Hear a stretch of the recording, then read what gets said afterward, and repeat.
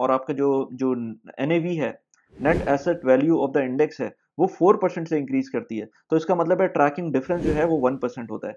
Trekking difference basically minus में भी हो सकता है, इन सम केसेस प्लस में भी हो सकता है। वैसे ज़्यादातर माइनस में ही होता है, क्योंकि हमारे फंड मैनेजर इतने। तो फ्रेंड्स, मुझे बहुत सारी रिक्वेस्ट मिलती है एक पर्टिकुलर टॉपिक के ऊपर। मैंने कहा उसके ऊपर मैं पूरी डिटेल वीडियो बनाता हूँ और उसमें टेक्निकल एस्पेक्ट्स के ऊपर भी देखते हैं। मुझे रिक्वेस्ट मिलती है रिगार्डिंग इंडेक्स फंड। मैंने इसके ऊपर एक वीडियो पहले भी बनाई थी, लेकिन उस तरह से डिटेल में नहीं बनाई थी। इस वीडियो के अंदर थोड़ा सा डिटेल एस्पेक्ट्स और उसके कुछ टेक्निकल टर्म्स भी हम देखते हैं। तो बेसिकली इंडेक्स फंड होता क्या है? इंडेक्स फंड बेसिकली मैंने स्टॉक्स के ऊपर, म्यूचुअल फंड के ऊपर बहुत सारी वीडियोस बनाई हैं। एक मैं ब्रीफ सा इंट्रोडक्शन आपको इंडेक्स फंड का दे देता हूँ। इंडेक्स फंड बेसिकली होता क्या है कि स्टॉक मार्केट के अंदर बहुत सारे लोग ऐसे नहीं होते कि वो डायरेक्ट स्टॉक्स के अंदर इन्वेस्ट करें।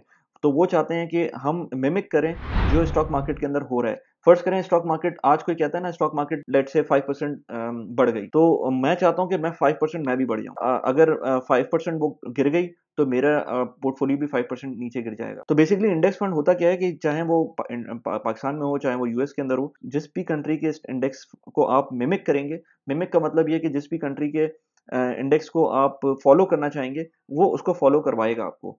अब उसके अंदर पाकिस्तान के अंदर क्या-क्या ऑप्शंस हैं? पाकिस्तान में अनफॉर्चुनेटली इंडेक्स फंड के इतने ज़्यादा ऑप्शंस मौजूद नहीं है। मैंने बहुत सर्च की, लेकिन पाकिस्तान के अंदर आपको स्पेसिफिक इंडेक्स फंड्स मिलेंगे जिनके नाम में इंडेक्स आ रहा है। मैंने सिर्फ उनको कंसिडर किया है। बहुत सारे फंड्स कुछ इस तरह के हैं जो अपने नाम में इंडेक्स नहीं रखते, लेकिन इनकी डिस्क्रिप्शन देखेंगे तो वो भी आपको लगता नहीं है कि वो इंडेक्स को मिमिक कर रही है। वो म्यूचुअल फंड्स होते हैं। म्यूचुअल फंड्स और इंडेक्स फंड में डिफरेंस ये है, एक तो ये कि म्यूचुअल फंड्स की नॉर्मली फीस ज़्यादा होती है, इंडेक्स फंड की फीस नॉर्मली कम होती है।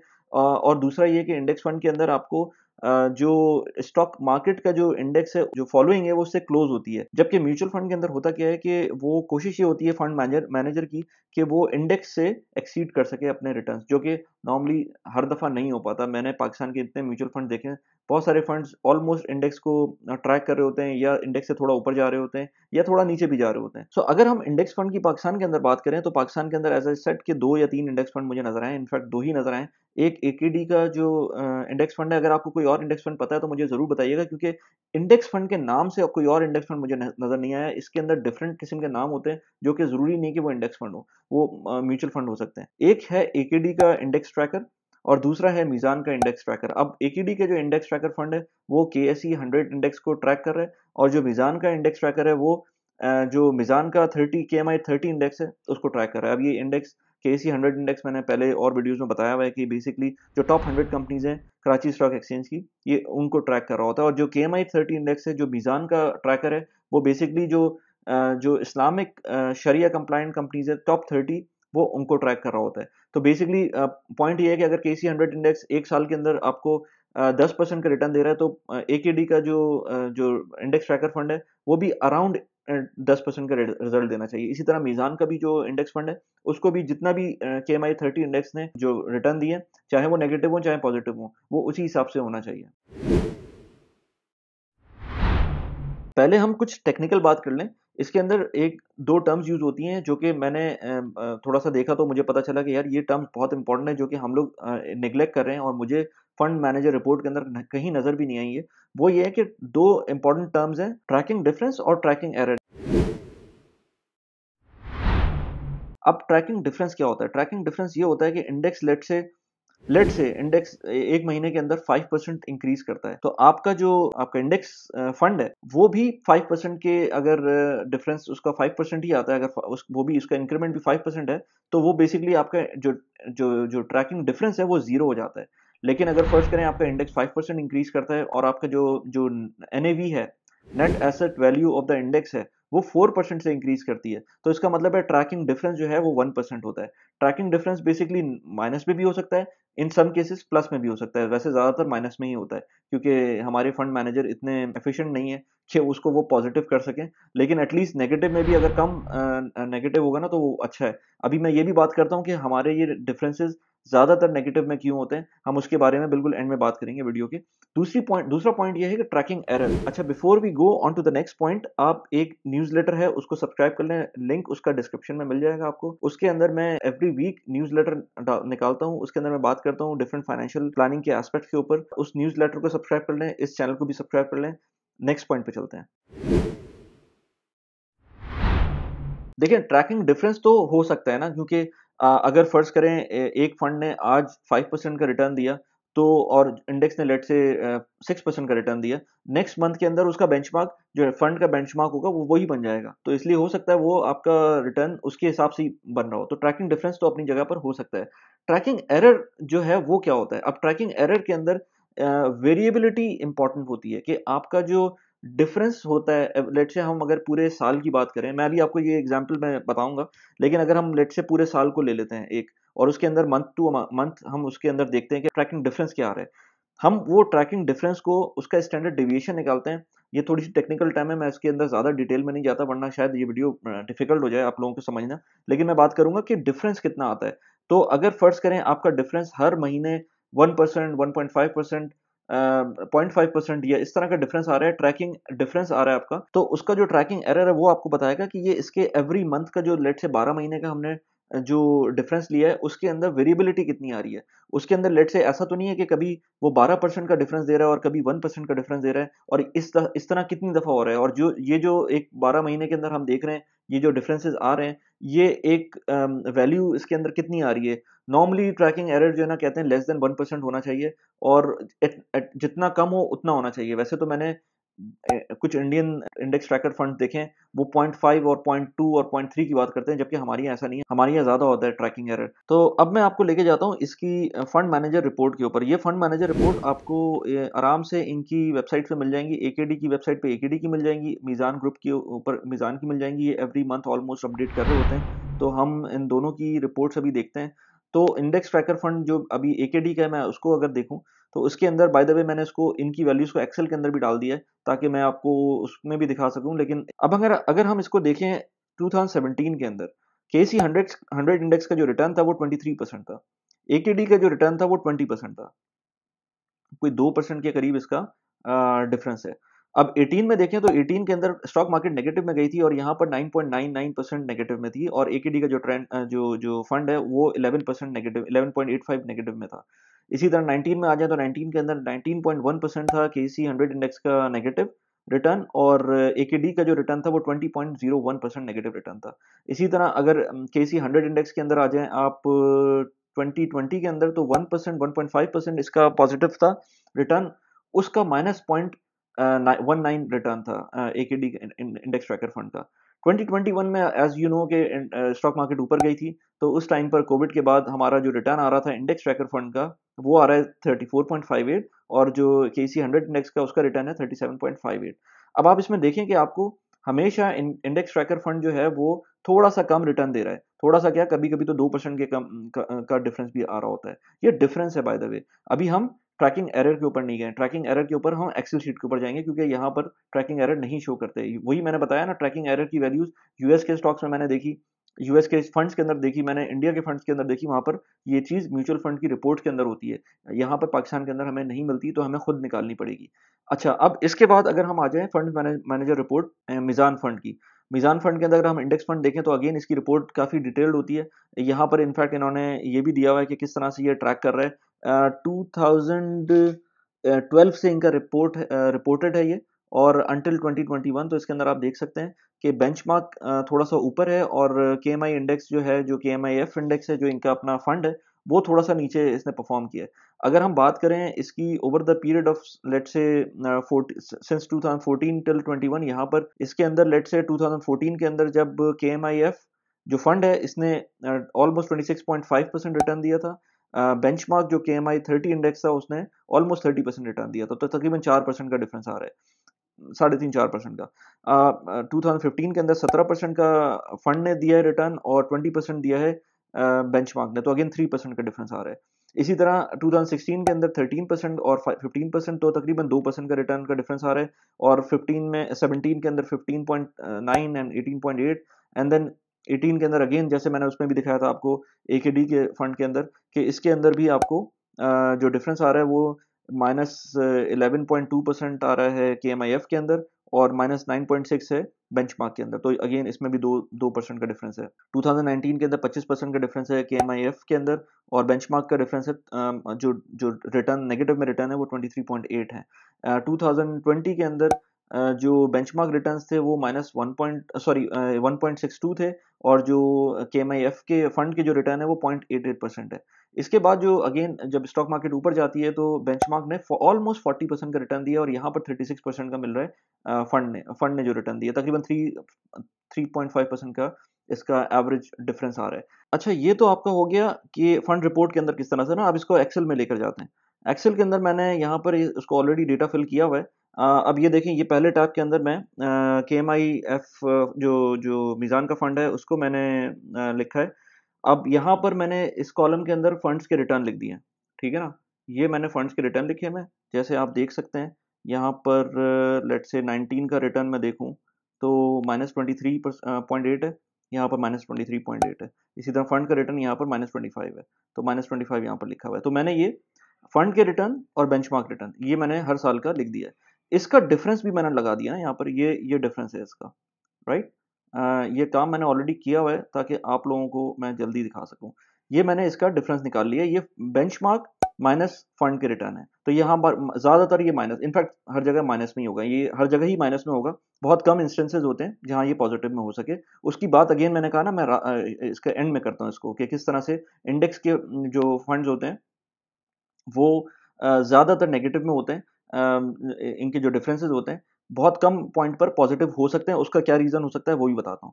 ये तो मैंने कर दिया आपका डिफरेंसेस। अब इसकी स्टैंडर्ड डिविएशन निकालनी है। ये मैंने फॉर्मूला लगाया हुआ है यहाँ पर स्टैंडर्ड डिविएशन का। स्टैंडर्ड डिविएशन आप ज़्यादा परेशान ना हो। इसका मतलब ये है कि ये बेसिकली इसके अंदर जो डिफरेंस आ रहा है ना, इस पूरी जो जो डेटा सेट है, इसके अंदर जो डिफरेंस आ रहा है, यानी कि आप अगर मैं इसको कहूँ ना कि ये अगर मैं यहाँ पर फर्ज करें, यहाँ पर मैं इसको बड़ा नंबर दे दूँ 12, तो ये जो वैल्यू है ना ये बढ़ जाएगी। ये तकरीबन कोई 1 2 ये 3 के करीब पहुंच गई, 3.6 हो गई। तो ये स्टैंडर्ड डिवीजन ये करती है बेसिकली, ये आपको जो आपकी जो डेटा सेट है उसके अंदर जो डिफरेंसेस आ रहे हैं उसका एक रिटर्न देती है। तो यहाँ पर ये रिटर्न आ रहा है तकरीबन 0.96, जो कि बहुत अच्छा नहीं है, इतना कोई खास नहीं है। मतलब जो मैंने इंडेक्स फंड के रिटर्न ग्लोबली देखे हैं वो अंडर 1% से बहुत कम होने चाहिए, यानी कि 0.5%, 0.6%, इससे कम ही होना चाहिए। इनफैक्ट मैंने 0.25 भी देखे हैं।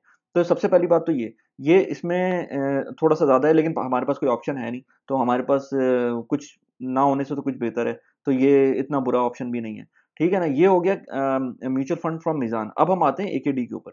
AKD के अंदर जब हम देखते हैं, इसके भी मैंने अगेन फंड रिटर्न यहाँ लगा लिए और बेंचमार्क रिटर्न यहाँ पर लिख दिए, और ये हमारे ईयर है जो हमारा 2017 से लेकर 21 तक का जो डेटा मौजूद था उसके हिसाब से हमने इसके डिफरेंसेस निकाल लिए। इसके अंदर जो डिफरेंस आ रहा है वो -0.27, -1.86, -0.9, -1.72, -3। ये जो डिफरेंसेस आ रहे हैं, इसका जब हमने स्टैंडर्ड डिवीजन निकाला तो ये भी तकरीबन 0.79 के करीब आ रहा है। ये भी कोई इतना अच्छा नहीं है, मीज़ान से थोड़ा सा बेहतर है, लेकिन ये उतना अच्छा नहीं है। ये शो कर रहा है बेसिकली कि हर साल की जो कंसिस्टेंसी है इसके रिटर्न देने की, डिफरेंस जो रिटर्न का डिफरेंस है वो क्या है। तो इसका जो स्टैंडर्ड डिवीजन आ रहा है वो 0.79 है, और उसका जो मीज़ान का आ रहा था 0.96 है। तो उसके हिसाब से देखा जाए तो AKD का थोड़ा सा बेहतर है। लेकिन this is not the only thing कि आपको देखना चाहिए कि फंड्स के जो क्राइटेरिया है वो जो जो एरर है, जो ट्रैकिंग एरर है, this is not the only criteria कि आपको फंड उसमें सेलेक्ट कर लेना चाहिए। ये एक क्राइटेरिया हो सकता है, और ये सिर्फ मैंने आपको नॉलेज के लिए बताया है। अब हम सेकंड क्राइटेरिया की तरफ आते हैं जो कि इंडेक्स फंड का होना चाहिए। जो सबसे इंपॉर्टेंट चीज़ है वो साइज़ की है। मैं दोबारा आपको दिखाता हूँ इसकी रिपोर्ट। इसकी रिपोर्ट में आप देखें कि जो जो वैल्यू फॉर इंडेक्स ट्रैकर है जो AKD का, वो सिर्फ और सिर्फ इन्होंने दिया हुआ है एसेट्स के अंदर ऑलमोस्ट ये 46 मिलियन रुपीस, ये इनका टोटल वैल्यू है इंडेक्स फंड की। और जो मीज़ान की है वो है 2776 मिलियन रुपीस, यानी कि काफ़ी बड़ा साइज़ है मीज़ान की जो पोर्टफोलियो है उसका, जो एसेट्स इनके पास मौजूद हैं।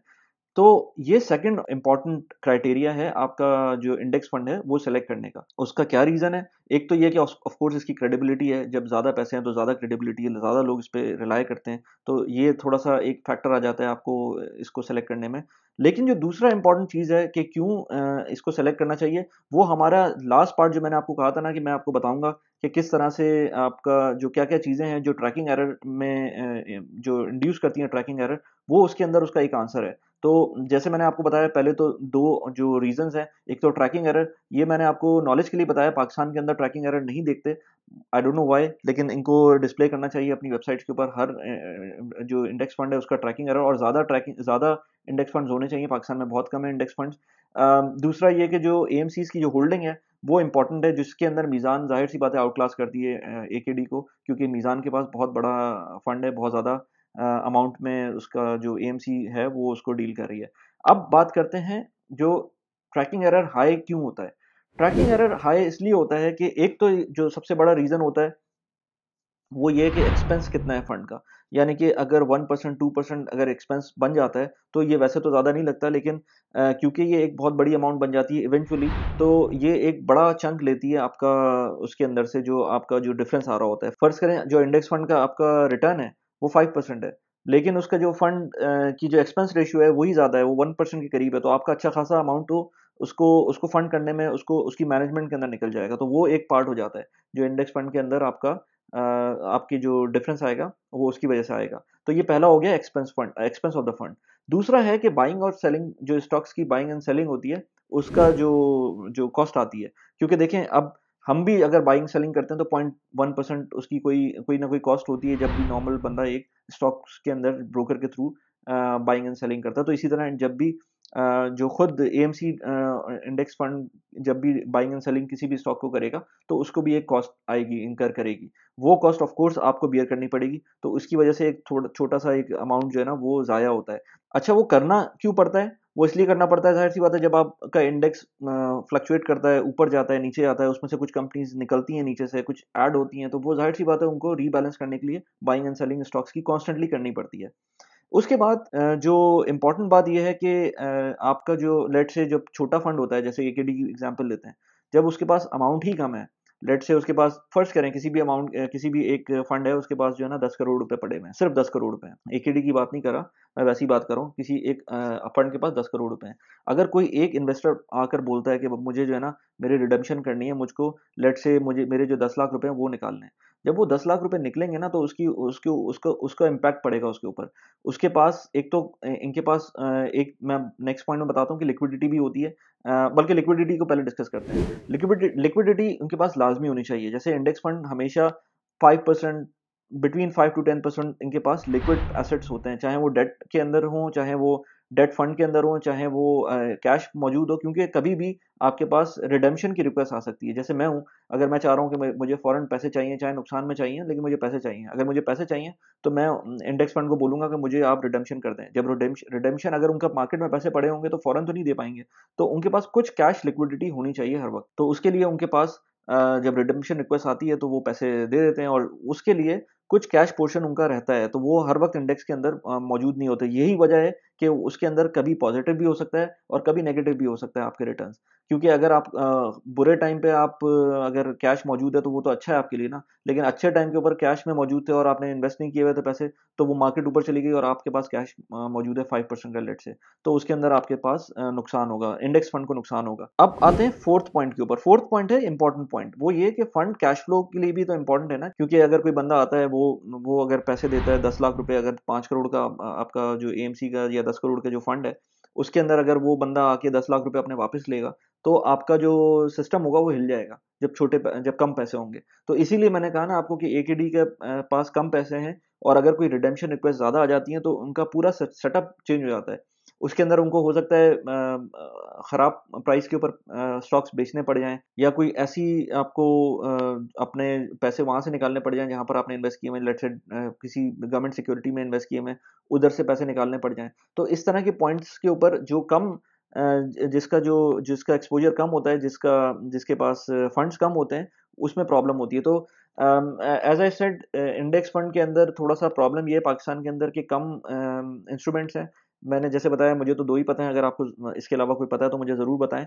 और दूसरा ये कि इसके अंदर प्रॉब्लम ये है कि जो ट्रैकिंग एरर है वो नहीं शो होता, यहाँ पर। ऑल्दो के ट्रैकिंग एरर अंडर अंडर 1% होना चाहिए, लेकिन मैंने इंडिया के अंदर बहुत सारे फंड देखे हैं जो कि इतने एफिशिएंट है कि वो 0.25% या 0.35% के ऊपर चल रहे हैं। तो बड़ी बात है कि अगर वो फंड मैनेजर इस तरह की कोई वैल्यू लेकर आए। यहाँ पर हमारे पास 0.9% के करीब जो वैल्यूज हैं वो आ रही हैं। अगर आपको इस तरह की और वीडियोस देखनी है जिसके अंदर प्रॉपर्टी और स्टॉक्स के बारे में बात की हो मैंने, तो यहाँ पर ये वीडियो मैंने लगाई हुई है। ये आप देखिए, इसके अंदर मैंने प्रॉपर्टी वर्सेस स्टॉक्स पाकिस्तान के अंदर किस तरह लॉन्ग टर्म परफॉर्म किया है वो मैंने बात की है। इसी तरह ये वाली वीडियो है जिसके अंदर मैंने अपने जो पर्सनल फाइनेंस के ऊपर जो मेरे डिटैकल्स हैं उसके बारे में बात की है। इस वीडियो के ऊपर जाके देख सकते हैं आप। कैसी लगी वीडियो प्लीज़ बताइएगा, लाइक कर दें वीडियो को, सब्सक्राइब कर दें चैनल को। Thanks a lot, bye bye.